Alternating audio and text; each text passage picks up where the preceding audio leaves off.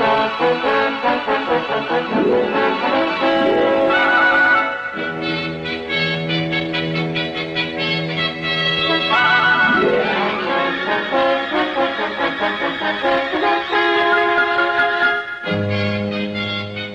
British policeman is a friend to all except the criminal. He is taught that the police are the servants, not the masters of the public, and that it is their duty to be ready at all times to protect and befriend all those who need help.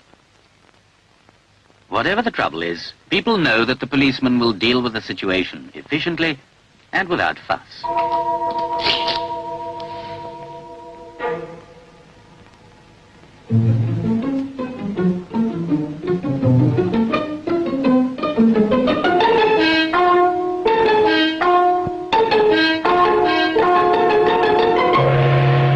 Advice is readily sought from them on a great variety of personal problems, even on the correct way in which an old age pension form should be completed. Nothing is too trivial, nothing is too serious for his attention, and he thereby becomes a good friend of the people. They have learned to trust and respect him.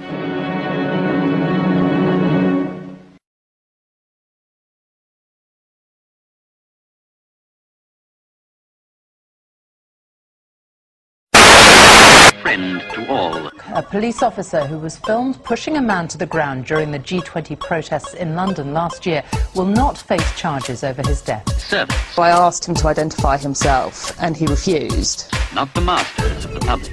A police riot squad officer who provoked national outrage by hitting a G20 protester with a metal baton has been cleared of assault. Protect and befriend all those who need help.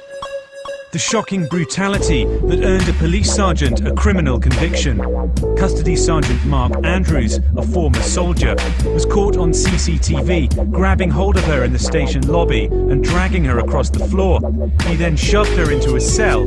Ms. Somerville, then aged 57, was filmed lying on the floor before struggling to get up with blood pouring from her head. Not the masters of the public.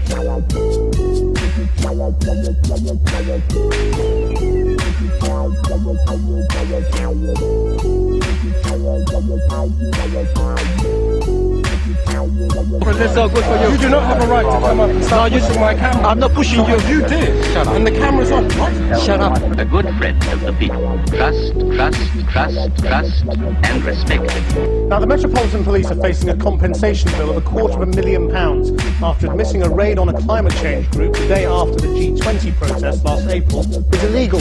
Police burst into the Convergence Centre in East London carrying taser guns and handcuffed protesters face down. The Metropolitan Police Commissioner admitted it was unlawful to arrest, search them and force them to be recorded on film, but he refused to apologise. Protect, and befriend all those who need help. A patrol car chased a 17-year-old driver down country roads in Monmouthshire after they spotted him failing to wear a seatbelt. He was reportedly followed for 17 minutes. When they caught up with him, the officers smashed his windows and kicked in his windscreen. Efficiently and without fuss. The incident is being investigated now by the Independent Police Complaints Commission.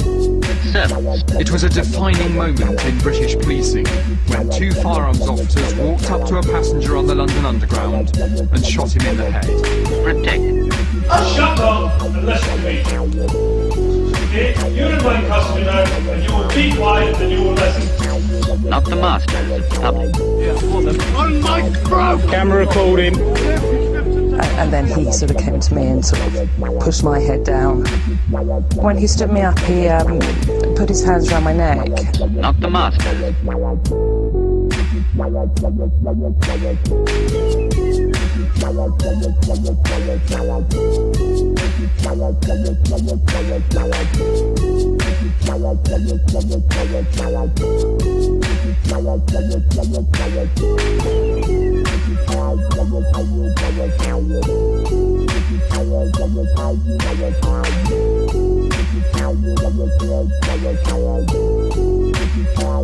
Servants, protect.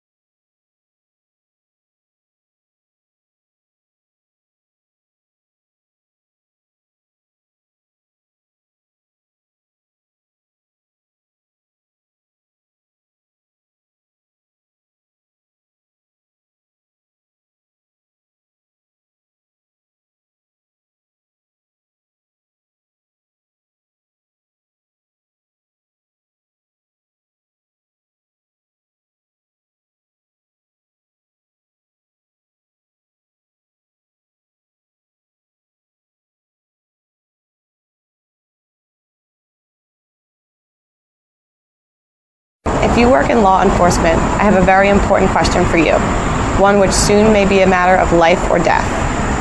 I'm sure some people become police officers just so they can boss other people around. But I'm going to assume here that you mean well, that you want to be one of the good guys. In which case, my question is this. Is there anything the politicians could enact into law that you wouldn't enforce? Is there any order that you would refuse to carry out? Or will you do absolutely anything your bosses tell you to? You may be comfortable in assuming that you'll never receive an order to do something truly immoral. But the fact is, with every order you receive, you have a choice between obeying without question or relying on your conscience. Yet police have since been ordered to do all of these things, and almost without exception they obeyed. So it's not unreasonable to ask, is there any point at which you will draw a line and say, no, that I will not do? And if you won't draw such a line anywhere, if you will do absolutely anything your political masters tell you to, how are you any different from the enforcers of Soviet Russia, Red China, or Nazi Germany? You may be tempted to say, I don't make the law, I just enforce it. Or to argue that if some legislature, court, or some authority above you says it's okay, then it must be. But keep in mind that this is exactly what the thugs of every tyrannical regime in history said to justify their actions. And how do we remember those people now? As courageous, noble law enforcers? No. Unless you want posterity remembering you as a heartless, mindless pawn of oppression, then you'd better decide, and decide now, where you will draw that line. Unfortunately, there's little indication that most cops have any line at all. The incidents of police officers refusing to inflict injustice upon the people are extremely rare.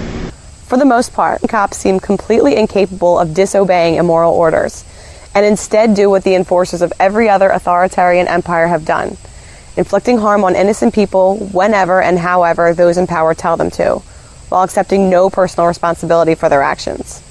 I hope you are better than that. Now, if someone is actually harming someone else, of course you have the right to use whatever force necessary to stop the attacker and protect the innocent. But that would be the case even if you had no badge and no uniform. But when you try to arrest someone who hasn't threatened or harmed anyone else, but has only disobeyed some arbitrary regulation, then you are the one initiating force. You are the one starting a fight. You are the bad guy. Of course, the message you'll get from your superiors, the politicians, and your fellow officers is that it's not your place to decide which laws to enforce, and that as long as you faithfully follow orders, that you can't be held personally responsible for doing as you're told. But that is a lie, a horribly dangerous lie. At the Nuremberg trials, it was established that the excuse used by the Nazi law enforcers that they weren't to blame and shouldn't be punished because they were just doing as they were told did not relieve them of personal responsibility for their actions.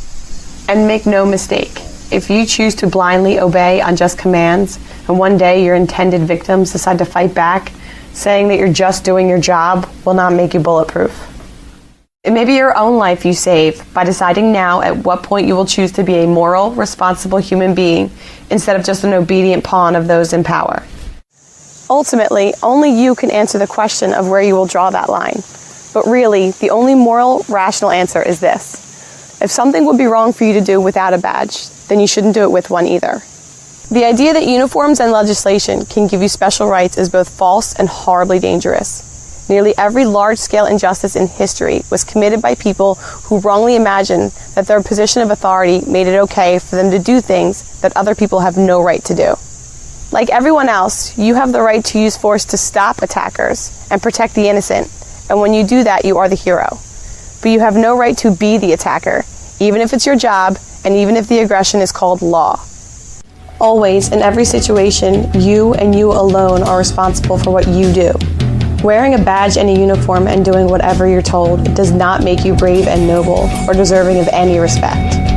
Just following orders is a coward's excuse. If your job requires you to assault or cage people who haven't threatened or harmed anyone, then quit. Being an actual protector, doing the right thing no matter what anyone else says, even if it means disobeying orders and breaking the law, that takes courage and integrity. That makes you a hero. So, do you have enough of a spine to draw that line? Decide now, before your failure to think for yourself results in damage that cannot be undone.